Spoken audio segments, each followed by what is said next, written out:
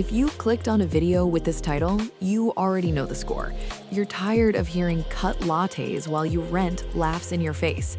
You're done pretending that things will magically get better after the next paycheck, the next raise, or the next New Year's resolution. You don't need another inspirational quote. You need a plan that works when you're tired, irritated, and tempted, and that keeps working until your money finally shuts up and does what it's told.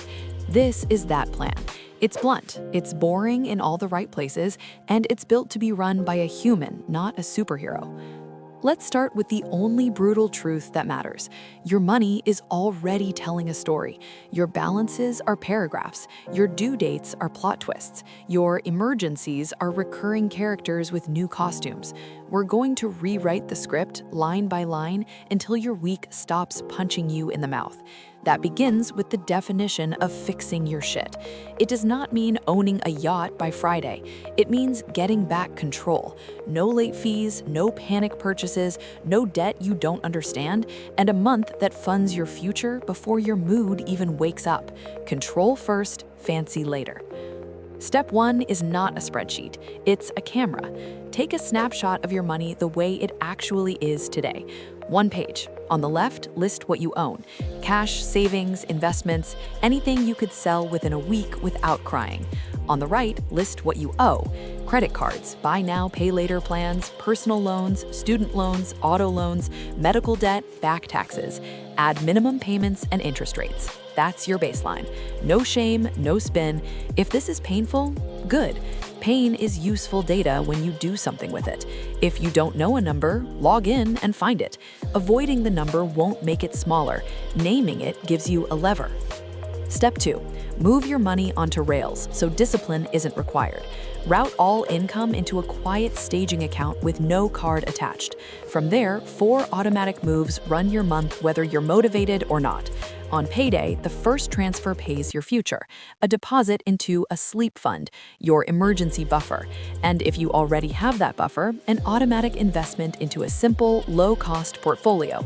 In week 1, a bills-only account drafts your rent or mortgage, utilities, phone, insurance, transport passes, childcare, and every minimum debt payment. The day after payday, tiny drips fill labeled sinking funds for predictable irregulars you used to call emergencies: tires and service, copays, gifts, school, travel, licenses, and the winter energy spike. Every Friday, a weekly card refills to your single spending number for groceries and ordinary life, so drift can't last more than 6 days.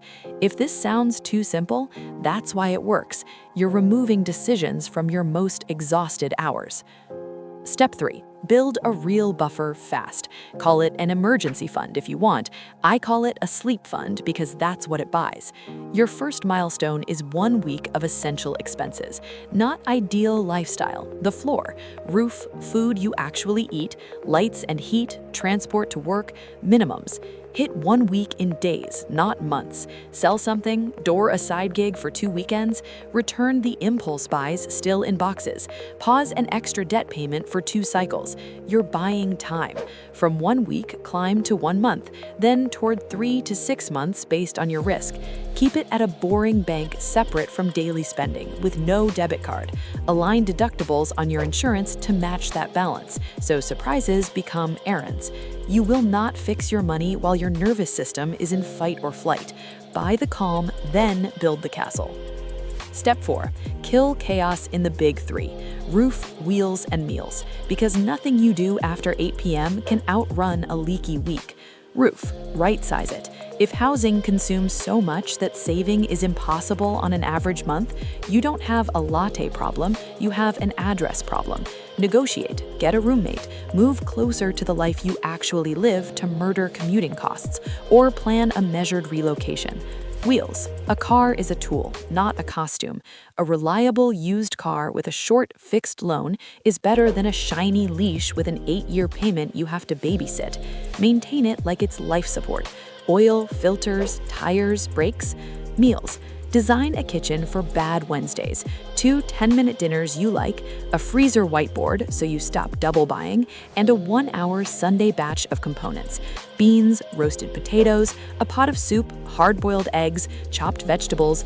Turn "I'm tired, let's order" into "I'm tired, let's assemble." De-glamorize dinner and your account will calm down. Step 5. Debt is not a confession, it's a calendar. Put every minimum payment on autopay in week 1, so late dies forever.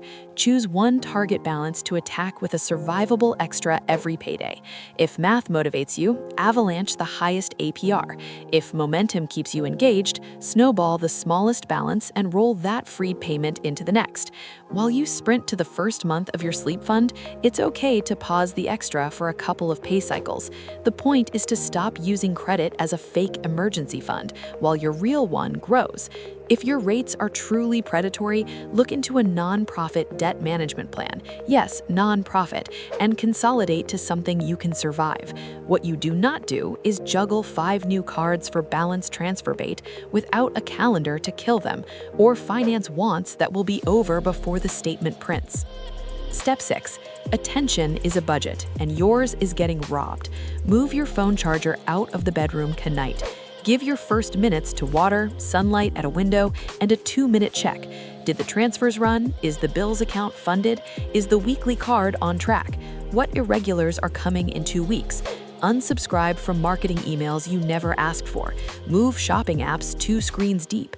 Create a cooling off queue for wants. 24 hours for small items, 30 days for toys. Write each desire with today's date. Half will vanish, the rest will improve. A used version, a better tool, or the realization you wanted a feeling, not an object. Tired brains buy relief at surge pricing and sell assets in storms. Rested brains keep promises. Keep your brain. Step 8. Income is not a mystery, it's receipts. Open a note titled Receipts Outcomes. Anytime you create measurable value, write it down, like an adult who expects to be paid. Dollars saved by your process, errors prevented by your checklist, revenue created by your project, days shaved off a timeline, risk reduced by your system. Every 9 to 12 months, turn those receipts into a pay conversation. If your current room won't count, take the receipts to a room that will. When raises arrive, route them through a 90-day quiet period, where the entire delta fattens the sleep fund, increases automatic investments, and kills a target balance before lifestyle hears the news. That's how salary becomes ownership without you trying harder. Step 8. Stop throwing money at feelings. Subscriptions are feelings with invoices. Run a quarterly rebuy ritual. Read each recurring charge out loud and ask if you would buy this again today at this price. If the answer isn't a clean yes, cancel or pause. If you need it later, it'll still exist. BNLP is a feeling that you control time. You don't. If you're using buy now, pay later for groceries or recurring bills, you're financing yesterday with tomorrow and renting stress in the middle. Kill it. If you can't, reorganize. Line up due dates with paydays. Build a tiny buffer for each account and run your weekly number like it's a speed limit you respect, even when you're late. Step 10. Protect the engine. Insure against the risks you cannot afford. Health coverage that matches the care you actually use, term life if someone depends on your income, disability insurance because your ability to earn funds everything else, and umbrella liability over home and auto. Align deductibles to your sleep fund so events become errands. Maintenance matters. Filters, oil, tire pressure, caulk lines, backups on your computer, a surge protector or small UPS for your modem and desktop. Emergencies are expensive because you tried to save $12 on filters and bought a flood instead. Step 10. Invest like a grown-up.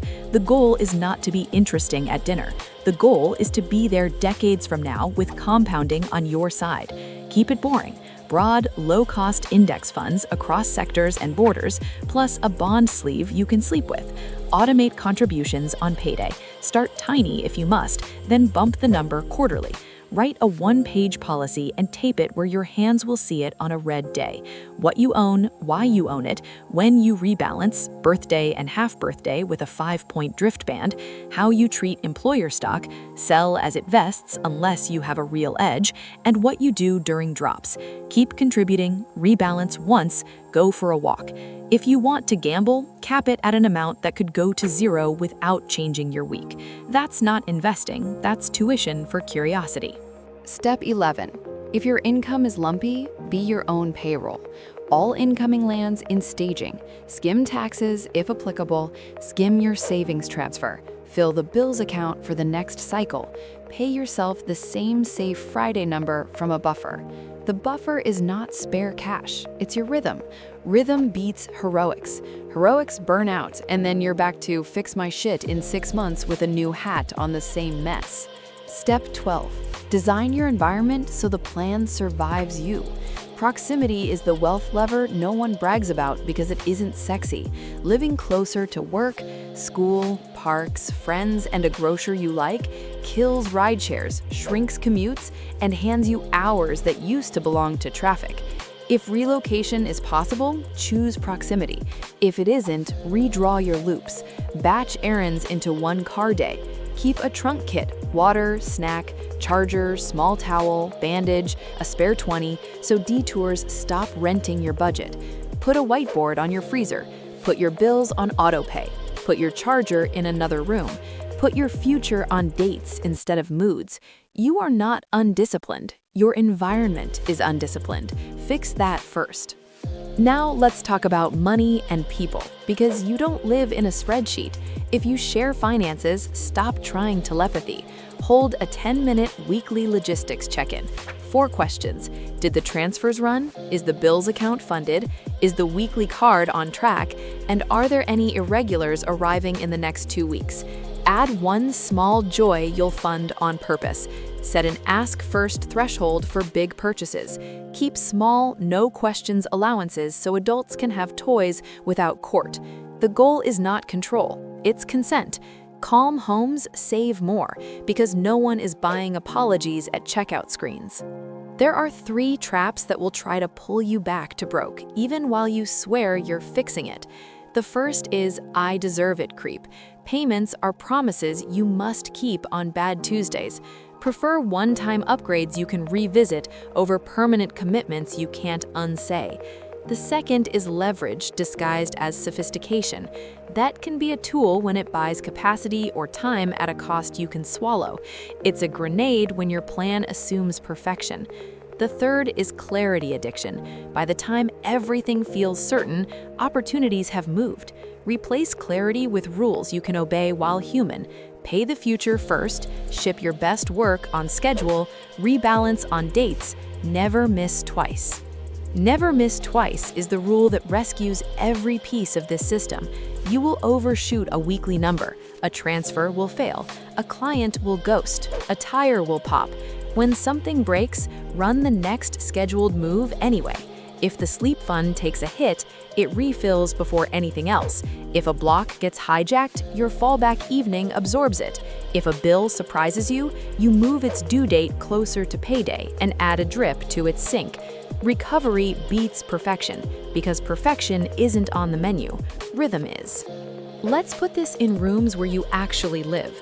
A 26-year-old nurse hates her card balances and loves DoorDash. She routes pay into staging, drafts minimums in week 1, and refills a weekly card every Friday. She writes 2 dinners she can cook in 10 minutes on a freezer whiteboard. She pauses extra debt payments for 2 cycles to hit a 1-week sleep fund. She keeps receipts, errors prevented by a new handoff script, and trades them for a differential 9 months later. The raise goes through a 90-day quiet period. Investments rise, a target balance dies, and the sleep fund fattens. Her friends notice she's less frantic, not that she cooks more soup. That's the whole point. A 32-year-old parent drowns in rare expenses. He names sinks, tires, co-pays, gifts, school, December, and sets drips the day after payday. He moves the internet bill to week 1 because week 3 used to ambush him. He builds a trunk kit and stops buying panic snacks at stations. He cancels 3 subscriptions during a rebuy ritual and routes the savings to the sleep fund. He still has toddler chaos. He no longer has bank chaos. Those are different problems with different prices. A self-employed designer has feast and famine months. She separates business and household cash. She skims taxes, skims savings, fills the bills account, and pays herself the same safe Friday number.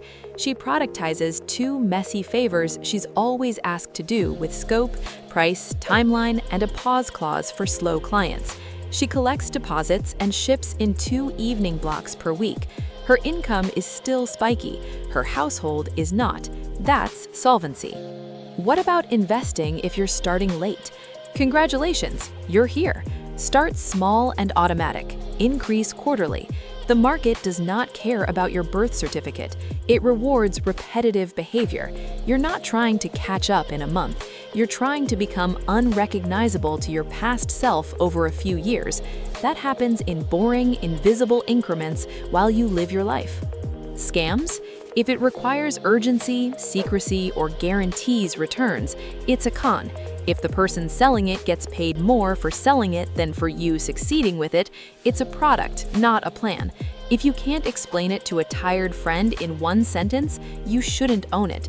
If it's a crypto opportunity, treat it as a casino bet with a cap so a zero won't change your week. If someone promises you credit repair by erasing accurate history, they're promising a federal crime. File disputes on actual errors, pay on time, keep utilization low, and give it 6 to 12 months. That's how adults repair credit, with time and boredom. Taxes? Keep receipts, track income. If you're self-employed, set aside a fixed percentage of each deposit into a tax bucket. File even if you can't pay in full. Payment plans exist, and penalties multiply when you ghost the taxman. A decent CPA pays for themselves the first time they stop you from missing something dumb. Don't contort your life for a deduction. Taxtail, investment dog. You do not need to transform overnight. You do need to start tonight. Here's the ceremony. Rename 2 accounts, staging/rails and sleep fund. Open or repurpose a bills-only account if you don't have one. Schedule 4 transfers, payday savings into the sleep fund, week 1 drafts for housing, utilities, insurance, and minimum debt payments, day after payday drips into your labeled sinks, and the Friday morning refill for your weekly card. Move your phone charger out of the bedroom. Put a whiteboard on your freezer and write 2 10-minute dinners. Build a friction kit for your bag or trunk, water, snack, charger, small towel, bandage, a spare 20. Open a note labeled Receipts/Outcomes and record 1 useful thing you did today with a number attached. Run a 15-minute rebuy ritual and cancel 1 charge you wouldn't buy again. Tape a 1-page investing policy to your wall with rules you can obey while human. Then let Friday arrive and enjoy the quiet signal that your plan is working. Nothing. The bills draft, the sinks drip, your card refills, the tiny transfer leaves. Your life doesn't notice because the plan already knew what to do. In a few months, your bank activity will look boring and your life will look bigger. The sleep fund will cross numbers you thought belonged to other people. The weekly card won't gasp on Thursdays. Your inbox will sell you fewer feelings. Your receipts will fund the easiest raise conversation of your career.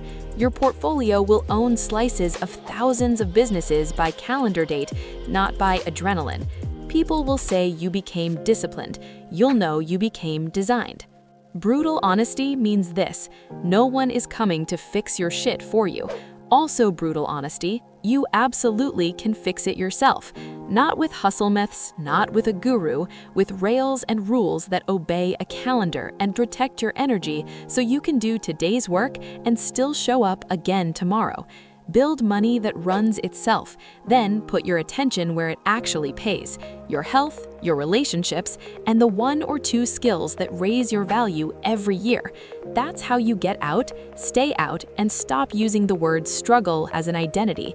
You don't need perfect, you need rhythm. Start tonight, keep going, and enjoy how quiet money can be when it finally works for you.